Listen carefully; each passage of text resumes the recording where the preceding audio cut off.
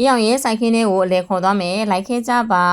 နောက်တာပါရှင်အောင်မင်းညိုပွင့်တွေကိုသုံးပြီးတော့သပင်အတွက်ဘယ်လိုမျိုးနီးကိုလှုပ်ပြမလဲဆိုတာကိုကြည့်ကြရအောင်အရင်ဆုံးစောစီအောင်အောင်မင်းညိုပွင့်တွေကိုခူးမယ်ပေါ့နော်အရန်လာပါတယ်ပွင့်လေးတွေကလည်းဒါကြတော့အောင်မင်းညိုသီးပါဒါမျိုးစိလေးတွေပေါ့နော်ရင့်နေပြီ6,600နေပြီပေါ့နောက်တစ်ခါကျတော့ကျွန်တော်တို့ဒီ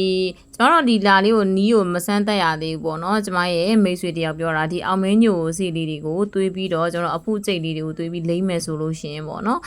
ရေလေးနဲ့ပဲသွေးပါဘာမှမထည့်ပါနဲ့လိမ့်မယ်ဆိုလို့ရှိရင်အဖုကျိတ်လေးတွေပိန်းနေလို့ပြောပါတယ်ဒါသူကတော့လက်တွေစမ်းသက်ထားတာပေါ့နော်ဒါဒီနီးလေးကိုရောင်ကရှင်းရင်းလုပ်ပေးပါတယ်အောင်မင်းညိုပွင့်ကိုရောင်အကုန်လုံးခူးလိုက်တယ်ခူးပြီးတဲ့အခါမှာရဲယိုသီး6ပါခုနကဒီ၄ခုပါပေါ့နော်အဲ့တော့ရဲယိုသီး6ကိုသုံးမယ်အောင်မင်းညိုပွင့်ကိုသုံးမယ်ဒါကတော့ထော်လက်ဘတ်ပါအရောင်လို့စိုက်ထားတာပါထော်လက်ဘတ်ပွင့်လေးလည်းခူးမယ်ပြကျင်တာကလေးဒီမှာရောင်လို့ skin က sensitive skin မှာတခုခုထိခိုက်မိတယ်ဆိုလို့ရှိရင်တော့မှပဲပူပိတ်နေချက်ချင်းထွက်လာတာပေါ့နော်နောက်ထပ်အရောင်ကဘာတွေထက်တဲ့မလဲဆိုတော့ဒါကျိတ်မှန်ကြီးမှုံပေါ့နော်ကျိတ်မှန်ရွက်အမှုံမှာဒါကတော့ဇီးဖြူတီမှုံဖြစ်ပါတယ်ရှင်တမရွက်ကိုလည်းနည်းနည်းထည့်မယ်၄ခက်လောက်ပေါ့ဆိုတော့ကျမရဲ့မိတ်ဆွေဒီဟာလေးတွေကို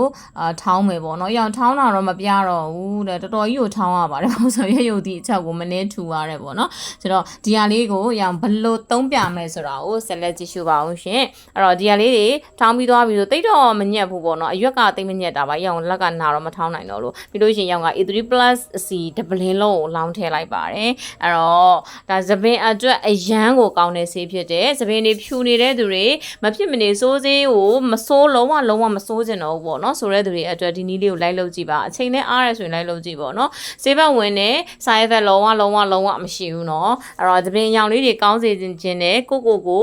သပင်ဖြူလေးကိုလည်းမှိန်ခြင်းနဲ့ဆိုရင်လိုက်လုပ်ကြည့်ပါဒါစိုးဆေးလည်းမဟုတ်ဘူးနောက်ကကြတော့ဓာတုနဲတယ်လုံးဝဓာတုမပါတဲ့အရာ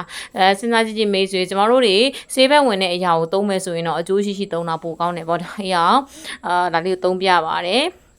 အရောင်ကတော့ဒီမှာထိတ်မှာဆိုလို့ရှိရင်ဒါပြတုတ်ထားတဲ့နေရာအဖြူလေးဆိုလို့ရှိရင်တော်ဖြူတယ်ကြည့်သပင်ဆိုရင်ချက်ချင်းအရောင်ပြောင်းသွားတာเนาะသပင်အတွက်အရန်ကောင်းတယ်ခေါင်းလျှော်ပြီးတဲ့အခါမှာလဲကိုရဲ့ဒီသပင်ဆန်းသားဆိုရင်အရန်နီလို့ကောင်းတယ် relax ပေါ့เนาะလောက်ကြည့်ပါ